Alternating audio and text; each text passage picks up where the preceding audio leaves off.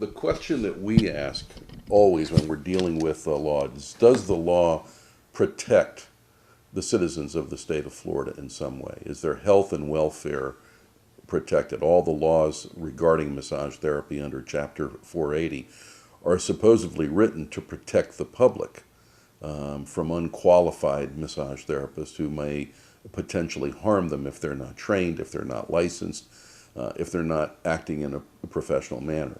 This seems to be a law that is looking at the sex slave industry, if we can call it that, especially with minors, but also with adults, people brought into the country to perform sexual services under the guise of massage therapy. So if this does crack down on establishments that may have opened with the intent to perform prostitution or illegal sexual acts, then it does protect the public.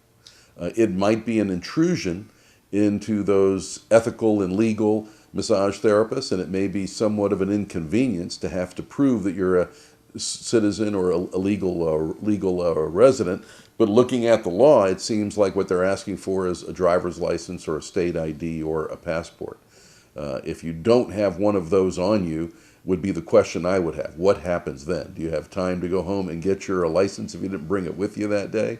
I have no idea what happens in the case of a massage therapist that might not have their driver's license or state ID on them. Now, all massage establishments have the license posted of each therapist that is working there. Whether that doesn't have a photograph on it, so I'm not sure if that would be considered a state ID. But the licenses are there. They're supposed to be posted in every establishment for every therapist that is working there. And we have inspectors from the Department of Health who come annually to check to make sure that everyone working there is duly licensed. If they're undocumented workers, I guess is the term that I'd rather use rather than illegal aliens. If they're undocumented workers, they're not supposed to be doing either job, right? But one of those two jobs is also against the law, the job itself. If it's sexual services, that job is also against the law.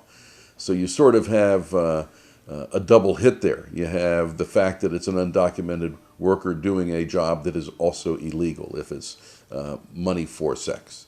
I think that the issue here is often that the sex slave industry, if we can call it that, or sexual slave trafficking, has increased.